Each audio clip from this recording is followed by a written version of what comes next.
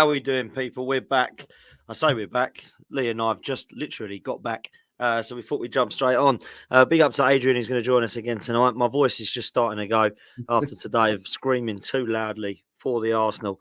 And my God, I feel absolutely knackered. I feel drained. I feel emotions. I feel buzzing / tired / relief / joy. Just, well, I don't know what more emotions you can feel, but I feel them all. And I'm glad to be home and chilled out because that was an unbelievable game of football. We're going to get into it. We're going to talk about some of the players. We're going to talk about some of the incidents. We're going to talk about our feelings throughout. Lee and myself were there. Adrian was, of course, watching it. Big up to all of you in the chat. Make sure you do me a favor. There's nearly 100 of you already. Make sure you smash the like button. Make sure you subscribe, please. Yeah, we're going to get into it. Let's start with you, Lee. You and I were there, and we spoke about it before and after the game. And it was probably one of the most emotional games of football we'll see in a while when it comes to North London derby. It's, of course, always emotional, but it kind of had a little bit of everything in it. And I have to say that we were winning 3-0. I didn't even really think we played that well and got out of first gear. And then in the second half, I just wanted it to be over, mate, because I thought if we throw this away, it is an absolute sham. So before we go in to start breaking it down too much, mate, what are you feeling right now? Well, at the minute, I am absolutely shattered. After this, I'm just going to get a blanket, sit there, and try and watch match of the day if I can stay awake and see the game. But listen, lack of sleep because you're worried about this game, lack of waking up in the night. You know, you fear this game because for obvious reasons. 3-0 up at half time. I'm thinking to myself exactly what you said. I said, look, we're 3-0 up. We ain't played that well. If we start playing well, this could be 6 or 7, you know. And then I am going to say the worst half of football I've seen from us for a very, very long while. And I ain't going to lie. When the whistle went at the end, everybody's going mad and I'm just sitting there and I was angry. I said, how dare you put me through that? How dare you put me through that? You know what I mean? That's how I felt. Bloody Raya, I could have shot him, I'll tell you. Like, you know what I mean? What the hell was he doing? They were dead and buried. They were. If you was in the ground, you could. They were gone. There was no atmosphere. They'd gone. Every time there was a set piece, they was worried about it. Mentally, they were gone. I had a couple of my mates, Spurs fans. Oh my God! Like, you know, this could be 5 or 6. Like, you know what I mean? Delighted they were at the end of the day. Delighted that it was only 3-2. Oh my God! But listen, I will say this on Raya. Done very well. Every cross he had to come for and catch, he done really well afterwards, which he had to do, by the way, boys, which he had to do. And then Declan Rice, you know, giving away a bloody penalty. That's 2 penalties he's given away now against West Ham and them, like, you know. So was a penalty. You can't argue about it. No, what's the word, like, worries about it. You have to, you know, go on that. We'll say I can't stand Mike Oliver as a referee. Can't stand him. Thought he refereed. I couldn't believe he didn't give it though, Lee. That yeah. Him, wasn't it? I couldn't believe it. He let a lot go. To be fair, I let a lot of things go. But I thought he refereed the game really well. And listen, they got that right at the end of the day. Ange Ball, keep it going, my son, mate. Keep it going, mate. Because at the end of the day, if you want to leave Saka, not with a man on that, do it at your own peril. Teams are playing, doubling up on him, and there they decided to not have no one on him. Like, we just went through he just went through their stadium like knife through butter. Thank you very much. End of game. Like, you know what should have been. But I thought there were some magnificent performances from there. I know Donna's in the chat. Big up Kai Havertz. Superb again today, Kai. Oh, I'm loving the man. And I got to say that Saka back to his best today. And Thomas Partey, I'm going to say Thomas Partey just looks so. When he sent Madison, he sent him out for a program. It was unbelievable. Like, it was unbelievable. Mate. You know, like he had to pay the old turnstile fee to get back in. Like, didn't have a ticket. You know, really unbelievable. But they were the 3 standouts for me. I think Gabriel got man of the match. I don't see how he got man of the match, but in saying that, Song never got a kick apart from the penalty. So listen, the one thing I will say, and I'll give credit to Mikel and the Arsenal boys, I have never seen a bigger stadium with a capacity like that so quiet. Yeah. Fantastic. So at the end of it, you have to, all right, it got noisy towards the end. Even the penalty, Lee, like when they were waiting for the penalty, it was silent. You could hear a pin drop, and Yeah, Son was about to run up to it. You know what I mean? He about to run up to it, and I thought, yeah. So at the end of it, you can't argue with that. It's a great performance, and you know, it keeps us going. Now we just got to keep winning our games and see what happens. But proud of the lads to battle at the end there. Actually, you know, there's so many things like, you know, Martinelli clearance goes right. Oh Christ Almighty, we do panic ourselves at times, don't we? Like, you know, but job done. And listen, if you'd have said to me at the beginning of the day, you're going to beat them 3-0, 3-2, you take it, wouldn't you? You know, yeah, so you got to take it. So we take it and we move on. Well, this was about 3 points, Adrian, and that's what we got in the end. But I'll come to you before I'll give my thoughts on the game. Sometimes you watch it differently when you're there to when you watch it on the TV, which is good. So,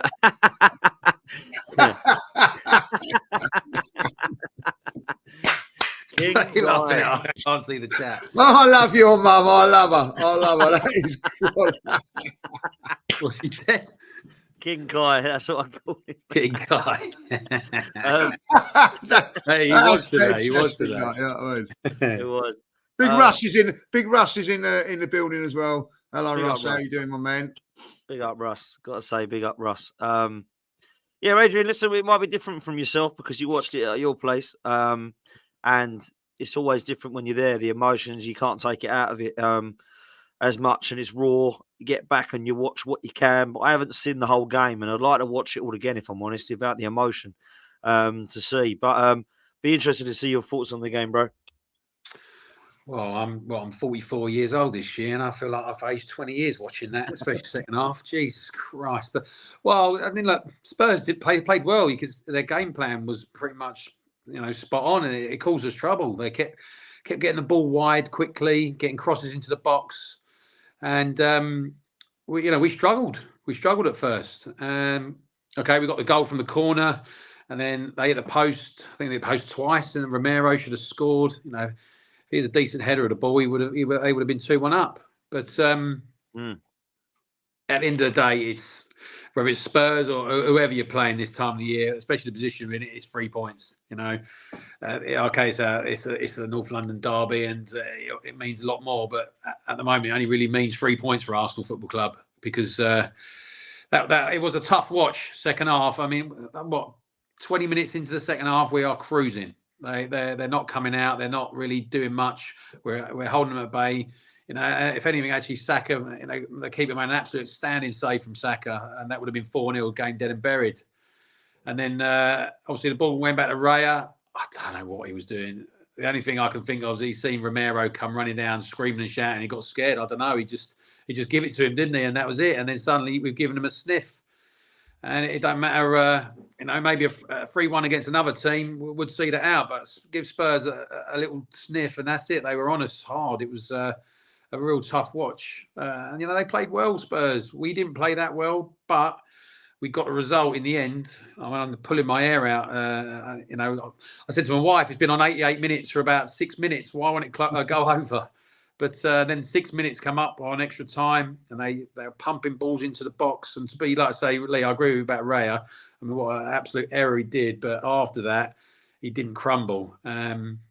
He took everything out of the air, and he was very, very good. But it should never have got to that point. But we got over the line, and that's all that matters for us. It's 3 points and pressure back on City.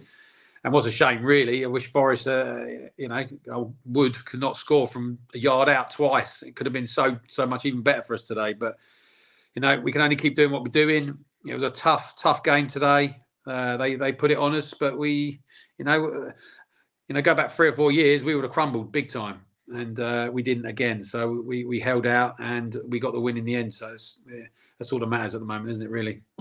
Yeah, 100% it is, man. And listen, when the game started, and I have to say that I think Tottenham in possession were about as good as Arsenal in possession. I don't think there was any difference at all. I think they were quite threatening going forward. What they didn't have was what we had, which was something to kill it off. And I thought down the right-hand side of Kulusevski and Porro, I thought they were actually really giving us some problems. I really did. I thought Kulusevski was probably one of their best players, if I'm honest with you, going forward. And if it wasn't for him, I think that there would be much less of a threat.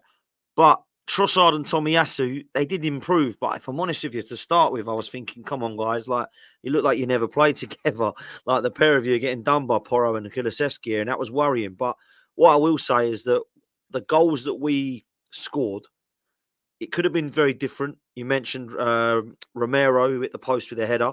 I thought that was in, boys. I've got to say, I thought that was in. You know, it was right by me and Lee. I thought that was going in. I don't know about you, Lee, but literally hit the post. I thought, oh my god, like saviour. And the VAR, that is a massive moment in the game. I'm sorry, that is a huge, huge moment in the game. So what's to go 1-0 up with a corner? By the way, when they concede a corner, they might as well concede a penalty. I mean, they are shocking, aren't they? The set pieces, Spurs.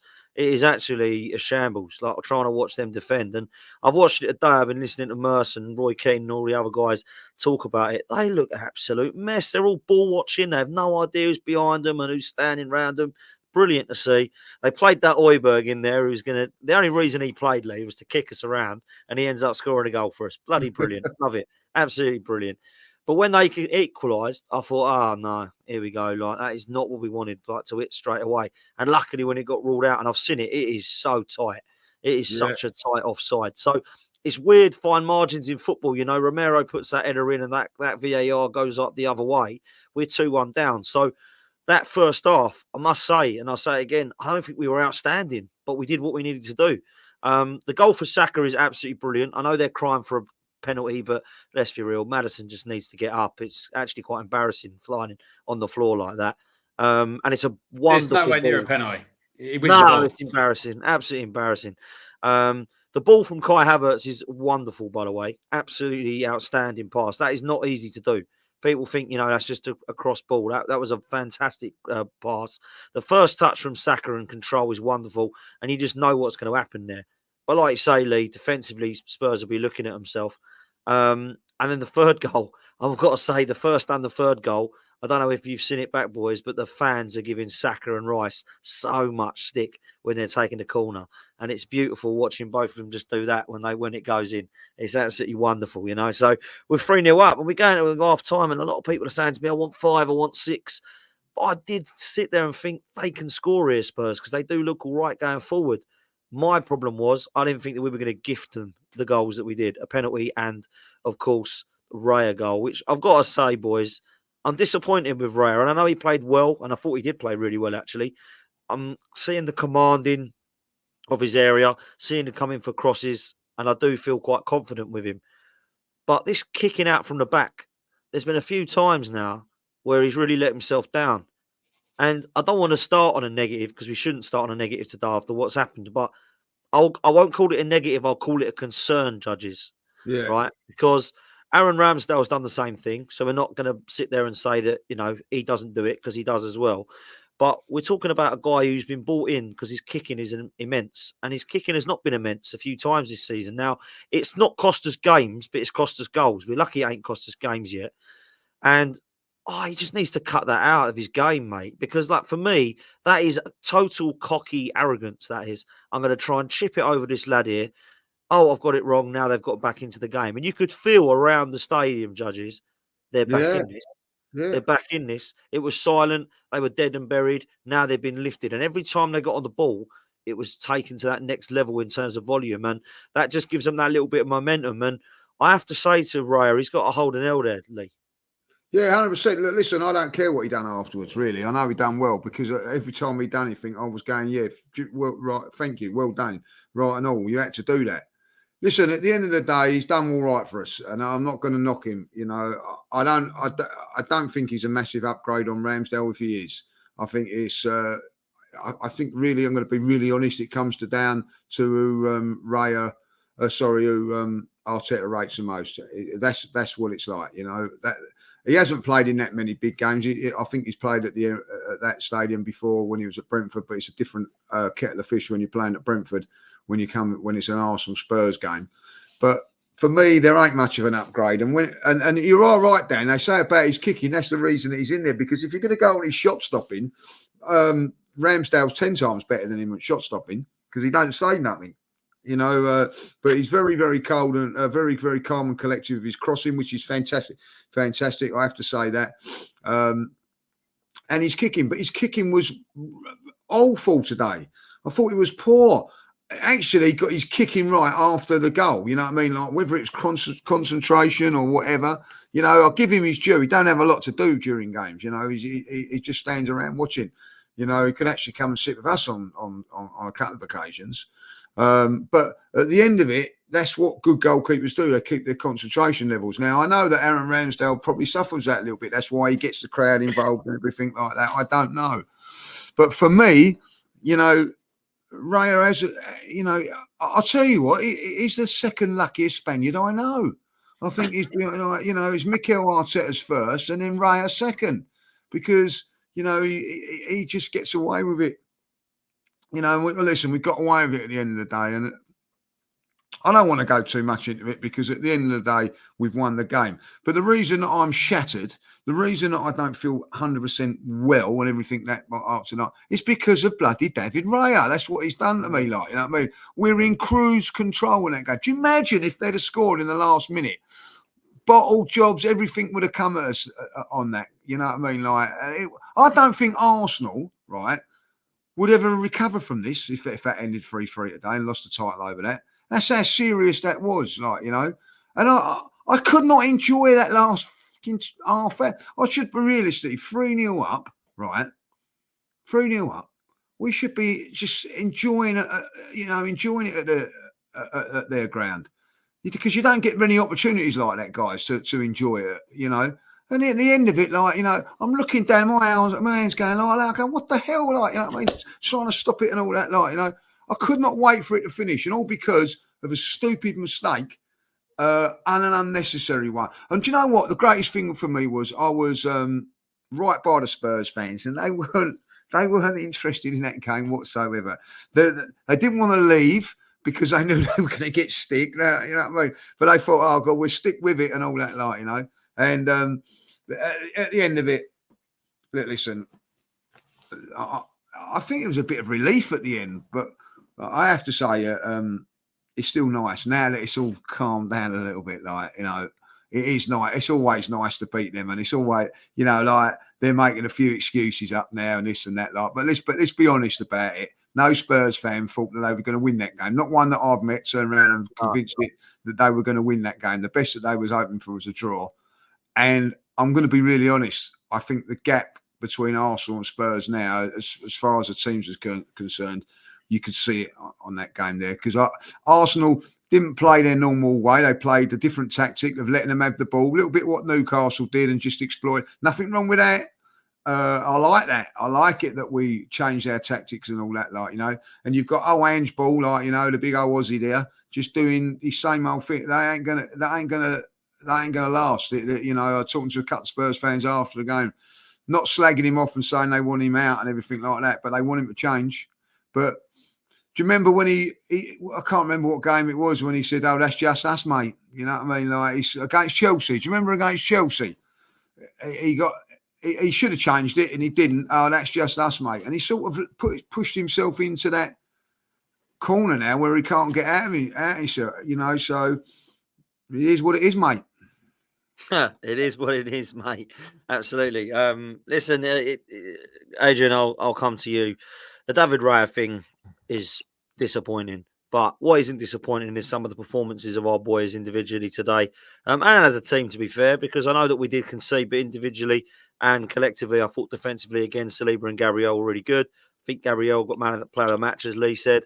Ben White, I love this bloke, mate. Honestly, his shithouser is fantastic. You saw him on that keeper. He was not leave that keeper alone. Now, he's been told, go and stand on that goalkeeper. And he was literally, as at one stage, he's actually just grabbing hold of his gloves and pulling them. I just thought, you are quality. Like everything about you. He was pinching his thumbs, wasn't he? It was brilliant to watch, man. Brilliant to watch. But I was going to start with Kai Havertz because I do think the guy's got a lot of stick this season. There's a lot of people that still aren't convinced, my mum being one of them, but other people as well, you know. I know we always have tongue-in-cheek, Lee, my mum always do, but my mum's not the only one. There's some people that are just a little bit more Marmite with Kai Havertz, you know. He's not this Sergio Aguero, Luis Suarez type centre-forward. He's completely different. Some people don't like that, you know. They don't like that style of play. I thought he was wonderful today, I've got to say. I thought Kai Havertz link-up play, I thought his hold-up play, he gave fight. He gave 110%. He chased down everything. He got his goal. He looked a threat. And every time that he got the ball, it looked like something was going to happen with it, Adrian. I've got to big him up today. I thought he was quality, Kai Havertz. Oh, he's been quality for the last 3 months, hasn't he? You know, he's, what was that today? A goal and assist. I think that's 12 Premier League goals and 7 assists for him now. And bearing in mind, you know, he didn't really get going till, you know, January. You know, again, it's just Arteta was on Sky Sports News when he said about it wasn't his signing, it was everyone's signing at the club, and you could see they put a lot of work into who they wanted in the summer, and yeah, we were all a bit 65 million, you know, and he started slowly. We've had this conversation loads of times recently, haven't we, about how he's you know, developed and how Arteta's been patient with him. And he's completely turned it around, and he looks, I'm not going to say world class, but what he's doing for us at the moment is top drawer. And I agree with you. That pass to Saka outside of the foot was I think it was his left foot. It was outstanding. And then Saka, you know, great first touch, as you said. And God knows what Ben Davies is doing. The geezer must be a Sunday league defending, if you know Saka. You showed him down the line, didn't you? And he's basically said, "Oh, I'll tell you what, I'll show you inside on your left foot, goal." But, you know, he's got a goal as well with his header. And you know what? I knew he was tall, but when you watch it back, the camera zooms in a bit and you can see like sort of the height of all the players in the box. He's massive, isn't he? And he's worth 65 million, maybe more now. You know, 12 goals, 7 assists. And really only in the space of we're in May, 5 months, really. You know, I've got a couple leading up to Christmas. But it's hard, isn't it? Because, you know, we've done so well last year and I sort of faded away at the end and come second. And we brought these players in you expect us to take to the next level. And it didn't work for him at first. But, you know, I looked at the stats for him on the games that he's played. He's played so many games for Arsenal. So, and Arteta trusted him. And, well, another great performance today from him. So he's a 65 million down the drain, isn't it? As we all say, it certainly isn't now. It's if anything, it might be worth more. You know, all Sky News were saying this week, weren't they? Is Havertz the one who's going to push us to the title? I mean, if you said that back in October, November, you'd be like, "What the hell are you talking about?" So yeah, I have to big him up again. He's been so consistent. Yeah. And that's the key. He's been consistent over the last 4 months, and you know, we all got to remember he's only been at the club 3/4 of the season. You know, what's he going to do next year? So you know, maybe the sky's the limit for him. But you know, again, we've all been proven wrong. Arteta's been patient with him, and he's been brilliant for us. And he certainly gives us something else. And he's also a player that gives us that. I know I go on about the plan A, plan B, and C, but with him on the pitch, we can do that because you're right. He's a different player to what we've been, you know, last year with Jesus up front. But no, I totally agree with you, Dan. He was outstanding for us today. I'm surprised he actually didn't get man of the match. Tell you what I also like about him, he's got a bit of shithousery about himself. I was just about to say that. Like, that's what I like about him. And also, first 5 minutes, Lau, you might not have seen it because you was at the ground. But Maddison's got the ball in the corner. He's made Havertz has cleared it, and it come off for a throw for us, and he shoved Maddison straight into the stands. So he's got a bit about him as well. But, yeah, he has. Shithousery as old Ben White. Can I ask this, right? And I think this is a good question, Lee. I'll tell you what, Lee, do you agree with this statement is the question? Kai Havertz only had a good second half of the season. Now, I'll tell you why people are saying that, as it was the positioning of Kai Havertz. He is 100% better up top. In the midfield, he's had a couple of good games. Quite liked him when he interlinked with Trossard against the West Hams and Burnley's aways. But he is definitely a number 9, in my opinion. That's where he's best. So that's probably why I think he had a better second half, because 1, he was settling in. 2, he didn't have any confidence because I think it was shot to bits at Chelsea. But he is better when he's further forward, and I think Mikel Arteta has realised that now, Lee. So I would probably agree with that statement, but I don't think it's a negative thing. I think it's quite a positive thing that he's grew into the season, if you get me. Yeah, he's grown into the season, and what he's done is he's been more prominent, contributed more. There were times I remember Newcastle. I know he lost that game. I thought he played well in that game. Put himself about. The difference is when he puts himself about up front, it makes a difference. And they couldn't handle it today. They could not handle it today. And sure, I'm going to snooze. Are you? Oh dear, oh dear. Yeah, I think from that point of view, I think that, you know, he was on the periphery of games at times, done okay, but everybody expected a little bit more than okay. And exactly what you said. You turned around and said, you know, for that sort of money, you expect more than okay. And I get that. I get that. You know what I mean? Donna was probably saying the same. And, you know, when you spend that money and everything like that. But if I'll be really honest, the business end of the season starts in January to now, and that's when he's really come to the fore. And also, you know, sometimes it takes players that little way to get into the team, the systems, and everything like that. I remember Robert Perez. I thought after the first couple of months, I thought, well, he's never going to make it at Arsenal, never going to make it. But there wasn't this social media thing, and there wasn't everything going on, so he wasn't under that so much scrutiny as these guys are now.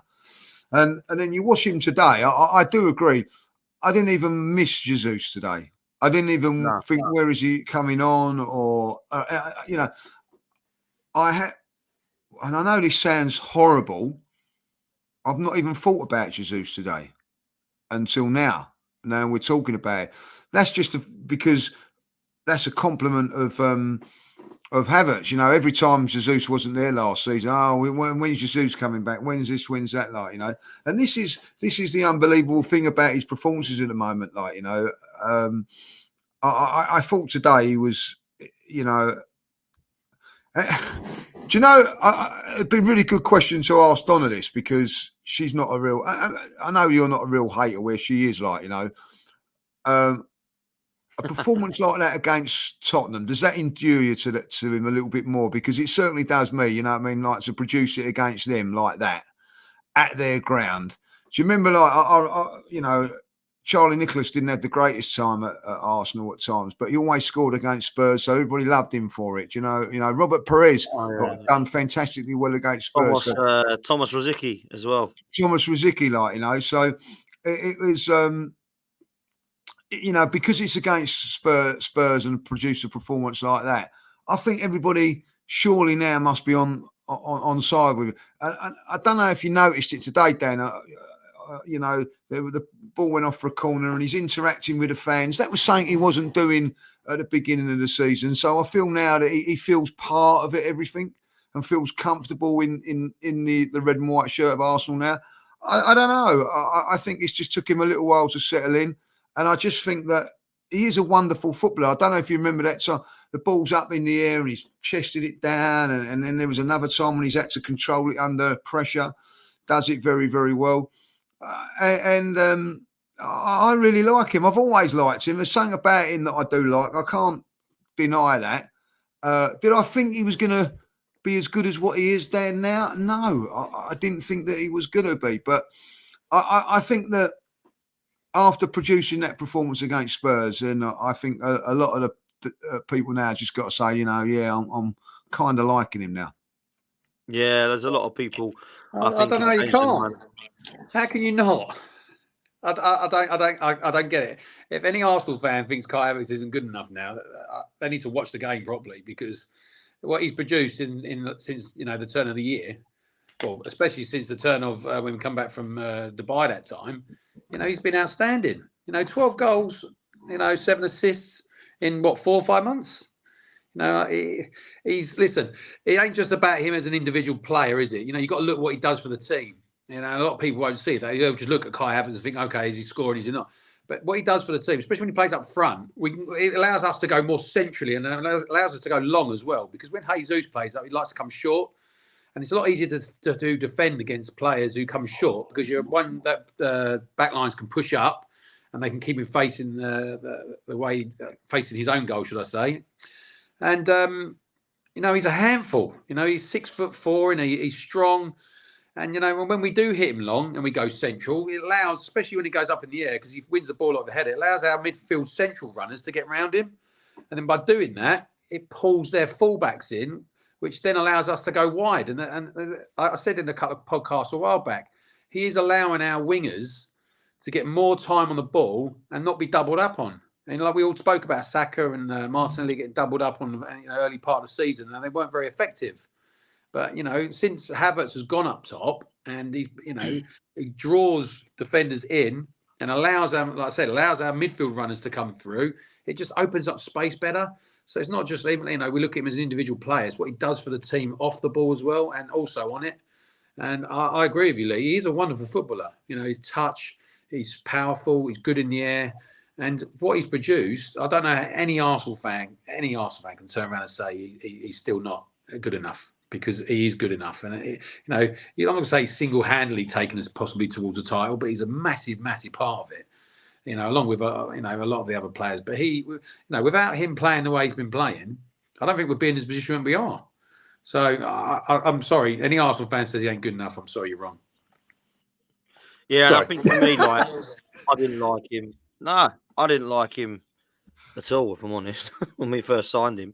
I thought, of course he did. He was playing a Chelsea side that was miserable. But you've got to remember what he's done. He's, scored in the final of the Champions League. He's no mug. But like you said, Dan, we all were saying it, weren't we? He was struggling. Yeah. But like you talk about Perez. Look at Bergkamp. He took 10 games to settle in. Have you changed your opinion now, Dan? Sorry, you broke up there, Lee. Say that again. Sorry, have you changed your opinion now? Yeah, I've liked Kai Havertz since in the 2024 of Arsenal. I think since he's been putting forward. I remember having a conversation with you around about November, October time, thinking, what the hell have we got here, Lee? And you were like, I quite like him. We've got something about him. I couldn't see what you were seeing. And I just thought, he stands in midfield and he just breaks up a bit of play. And I thought, if that's what you want to buy for £65 million, that's all good. A couple of goals here and there. And Tom was like, oh, I've given up. Madison's going to beat him. You got this bet. And I was like, obviously, I want to lose this bet, obviously, because it means that Arsenal are going to, and Havertz is going to win, get more goals. And I was like, bloody hell, yeah, Maddison is absolutely killing him. Since the turn of 2024, the guy's been scoring pretty much every other game. I don't know how we can't say that's a massive improvement. Like, if you're still not sure about him, like, my mum just don't like him. That's fine, that's up to her, isn't it? But for me, everyone's got different opinions. But for me, I think he's done an unbelievable turnaround in this season, because I didn't see it coming, Lee. I've got to say to you, I didn't think it would come in. Thought maybe he might get a couple of goals and people might have to go, yeah, has he been all right? Yeah, at least he's not a flop now. Now he's nowhere near a flop. I mean, there's definite, for me, he starts at number 9. I prefer him to Jesus up there at the moment, I've got to say. And I like Jesus. I think Jesus is a very good player. I've got to say, I much prefer Kai Havertz up there. Do you think we'd have lost against Villa if he'd played up top? I'm not sure we would have. No, I think that was a mistake by Arteta. Big mistake, that. Yeah, Big I agree. mistake. Massive mistake.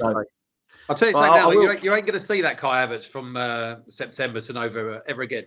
You won't see that from him. Yeah, I don't know if it was the wrong decision to play Jesus up there, but I think it was the wrong decision. If you weren't going to play Havertz, then you should have played, like a Partey or a Jorginho in there on that day instead of him. I'll tell you what, like, I think if I'm going to be really honest, if I've got a criticism of Arteta and a criticism, because we don't know, but maybe he just brought Partey back one game too late. Can I mention him now? Because this is a nice segue for me. Because I think in the last 2 games, he's been unreal, mate. Like, I really do. Like, I've got to say it. I think in the last 2 games against Chelsea and Spurs, he's run the show in midfield, mate. Like, he really has. Like, it is. When you see him and you know how good he is, and then you're like, no, get rid of him because he's always injured. And then you forget, because you ain't seen him for so long, how good he is. And I'll say this now. I honestly believe we would be in a different position if he would have stayed fit this year. Oh, we'd have won it. We'd have won it by a counter. I think we'd be clear by now. We wouldn't have lost those games that we lost against. It controls things. I will say this. I just think that he makes it look so easy. And I'm going to be really, really, really honest again. Like, I know I keep saying that, but I'm going to try and be. 6 weeks ago, if you'd have said to me, sell him, I'd have said, yeah, sell him. But since he's come back in these last 2 games, you don't realise how bloody good he is. So I'm saying now, even if he ain't fit, just keep him for another year or whatever, because it just gives us something. It's class.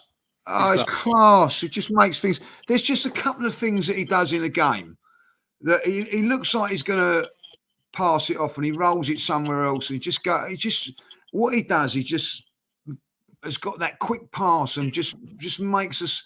What he does is he makes Rice and Odegaard better players than what they already are, and by just being his presence tonight. What he done to Maddison in that first half, now bearing in mind, he'd lost the ball just before that on one of them, so they went hunting him down again.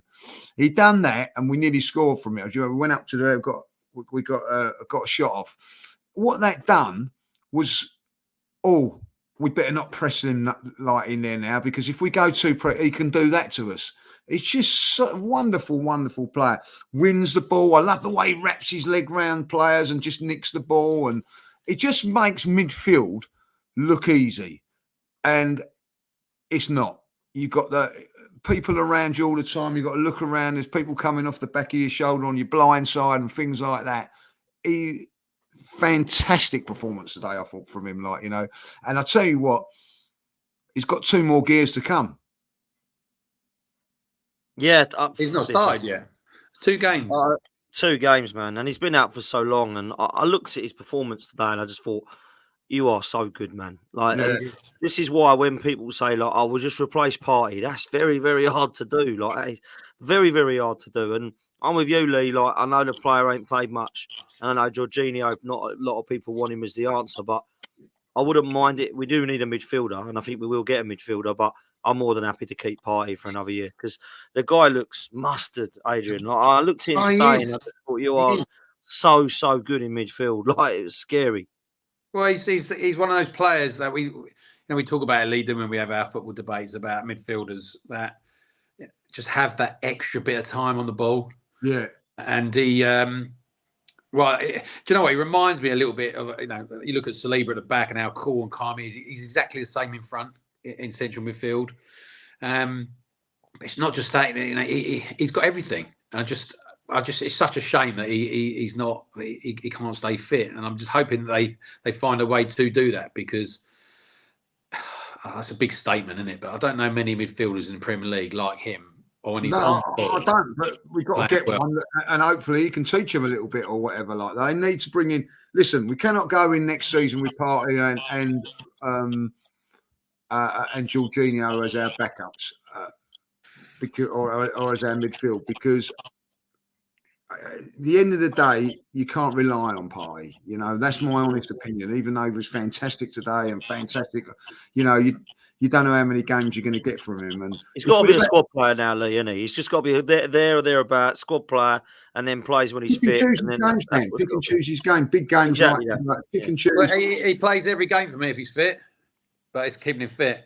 Absolutely. Yeah. And if he's not fit, he's past 30, isn't he now?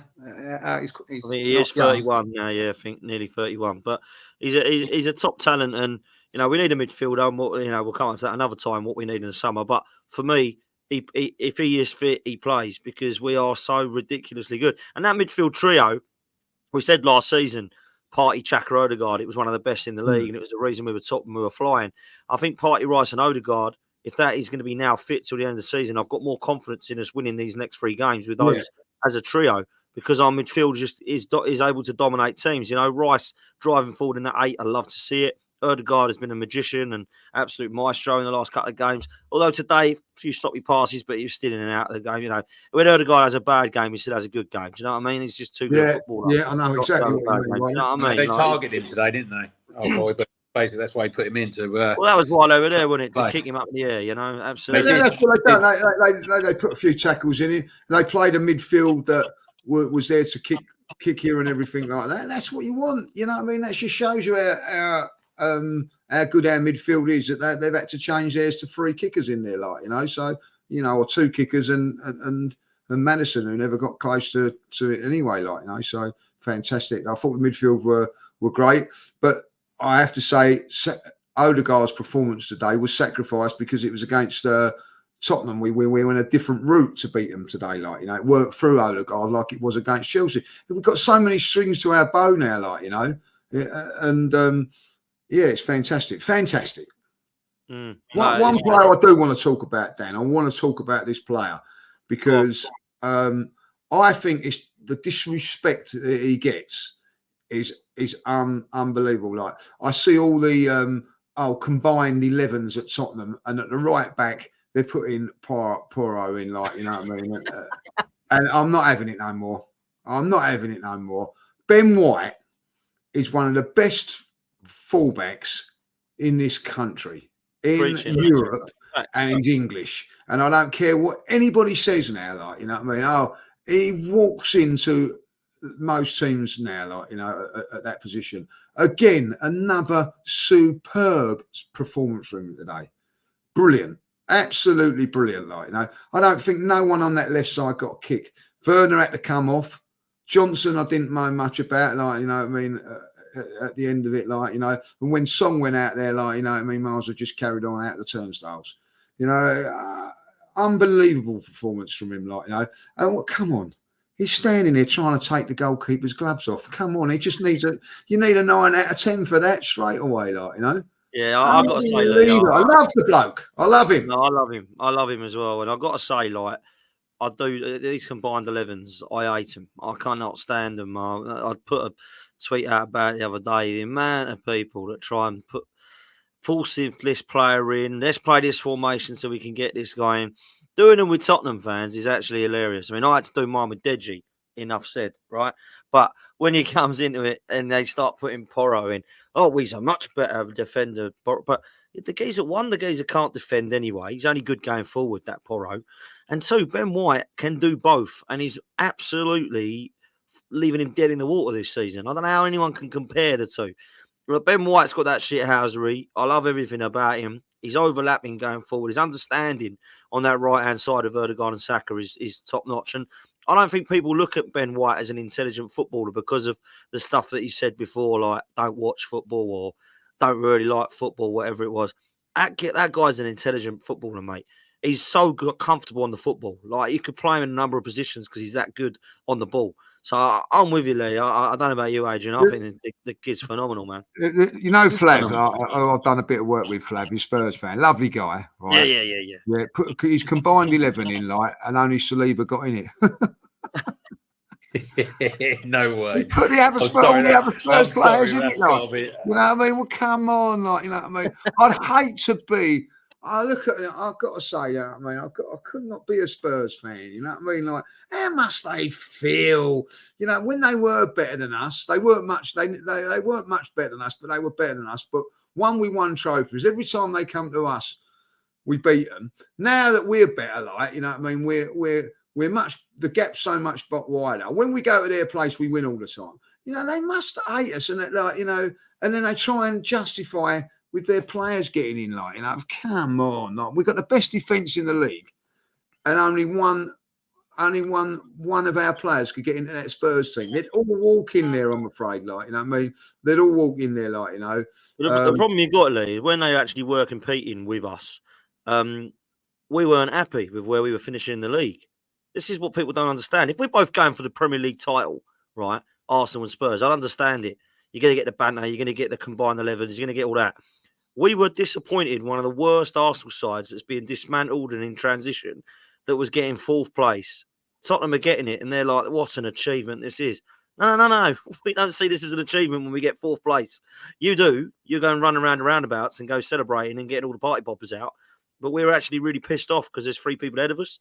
This is what they don't understand. They had a national party, didn't they? Like that when they got that. It's unbelievable. Like, no, just sorry. We should rename this podcast as well. Go on. Where's Ronnie? That's what I always should have named it. Like, where's Ronnie? You know what I mean? Like, where's Ronnie? That's what we should name it. I ain't seen Ronnie. Where's Ronnie? You know what I mean? Come on, Ronnie. I know you're playing snooker, but that ain't the real Ronnie, is it? Like, you know what I mean? Come on, where is Ronnie?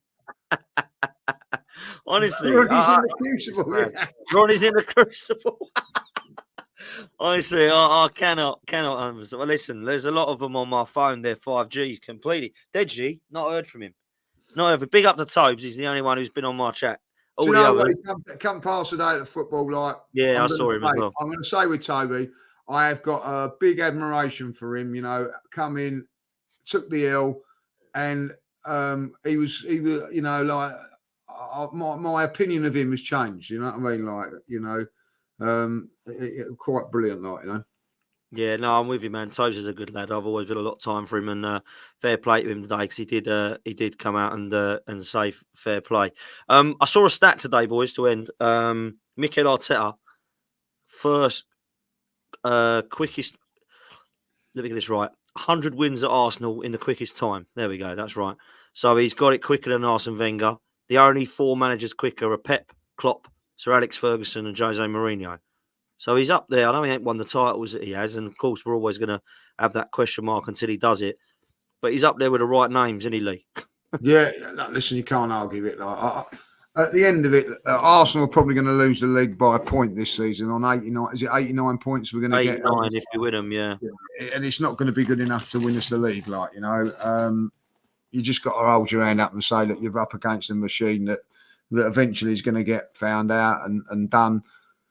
But at the end of it, you know, we've gone toe to toe with them, and yeah, you know, the unfortunate thing is you just got to hold your hands up that you know you can't live with that sometimes. Listen, we've made mistakes, but listen, so have City. They've lost games that they shouldn't have done this season and drawn games. It happens in the Premier League. But we've given it a bloody good go. What I've said now is it's so important that we finish off the season with the 3 wins now. Like, you know, it's so important we beat Bournemouth, beat Man United, and then beat Everton. And at the end of it, you just walk away, you dust yourself down, you go again next season and learn from a couple of mistakes. I do think one mistake that Mikel's made, and he'll learn from it, was I don't think he knew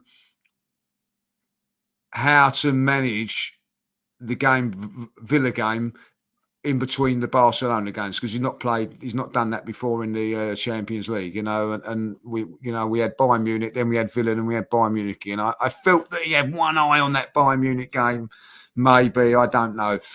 They're things that, you know, he'll learn from as well, but I think he's been magnificent. Listen, we've gone to Spurs in the last few years, dreading it. I've dreaded it.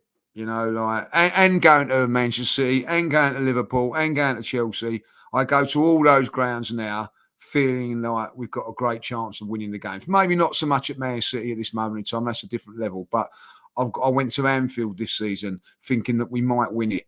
I've gone to Tottenham today thinking that if we play really, really well, we'll win it. The same at Chelsea and blah, blah, blah. The one game is City, but I've gone to those grounds thinking, you know what I mean, and saying, oh, like, it's a free hit and we're going to get done here. I'm knowing that we're going to get done 3 or 4, like, and we have done. Give the man credit where it is. We are competing for the title. And do you know what, Dan? I've always said in all my arguments about Arsenal and whatever, I've never said I want us, you know, we should be winning the league. What I've always said is we should be challenging for it. And he has given us 2 challenges against a beast of a team. Let's be honest, and we're in our 35th game next, 3 games left, and we're still in with a chance of winning the league. You know, credit to the manager. There's been times when I you know, what is it? I was talking to Julian today. He says, "Oh, look at the state of Man United," and I said, "We was in that state under Mikel Arteta." He went, "No, we was never worse than that." I said, when you think about it, Manchester United are a joke, right? But they're 6th in the league at the moment. We was 8th. You know what I mean? Like, we've gone through some tough times, but we backed this manager and he's come through. And I've got nothing but admiration for him at this moment in time, the way he's playing. And I will say this today, completely different tactics to the what we normally do. Completely different tactics when we went to Manchester City. Still got results. Credit to the manager and credit to what he's done. I don't agree with some of his decisions, but listen, I ain't going to agree with everything that he does, Dan. I'm not going to agree with certain things. But at the end of it, like, you know, I can't speak highly enough of him at this moment in time. I'll tell you another thing, that under all this pressure of these games and all that, I haven't seen him doing his nut, doing whatever. His interviews have been classy. He's come across as a cool, calculated sort of a manager, and I think that he's learning as well. I think he really is, and I think that if we don't win it this season, we'll be up there again next season, and hopefully a couple of more lessons will be learned. But I can tell you this now: we're a better team now than what we was last season, and we've improved. So hopefully we can improve again and go one further and win it next season. That's how I look at it, Yeah, listen, I can't disagree with that, to be fair. There was a super chat earlier and somebody put into me about Danny, you Arteta in or out, my guy. You have to be one or the other, don't you? You can never be like Vince. It's always got to be one part of the group. He's staying at Arsenal, so it doesn't really matter what people think, whether you're in or out or whatever it be. He's going to be staying at Arsenal. The Cronkies love what he's done. This season, I said that I believed he had to win something, and if he didn't win something, there had to be context as to why he didn't. Now, I can't stick up for him in the domestic cups because he threw them away again this year. Maybe not the Liverpool one, but we were poor. You know what I mean? We didn't finish our chances. West Ham was a shambles, if I'm honest, in the League Cup, right?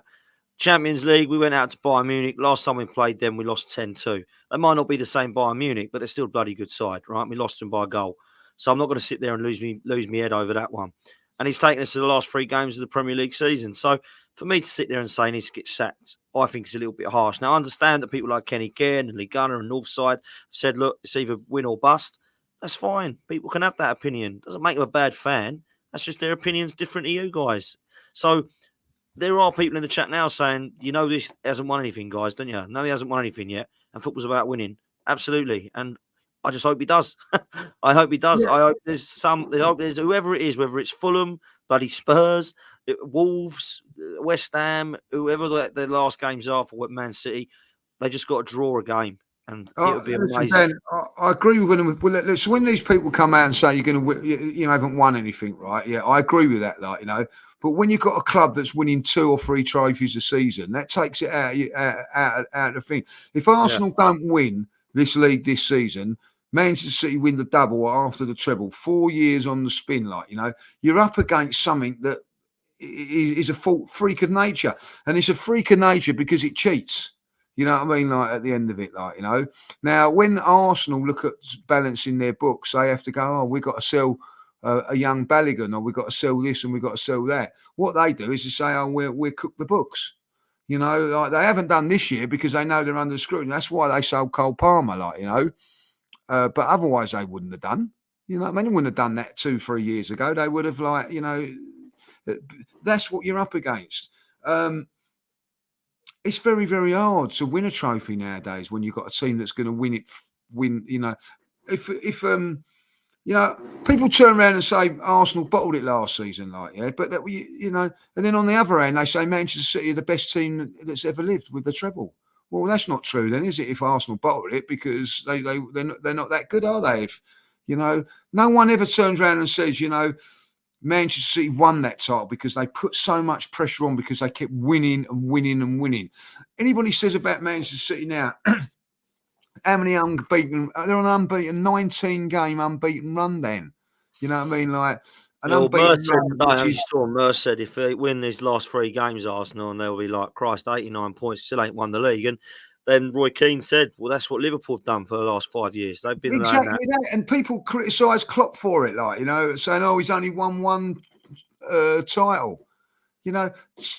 Liverpool, I'm going to be really honest with you, if you want to be really blatantly honest about it, they took on City when they were at their prime, their real prime. De Bruyne has gone over his prime now, if we be honest. But at the end of it, they went one season when they lost 1 game and still didn't win the league. It's unheard of. And at the end of it,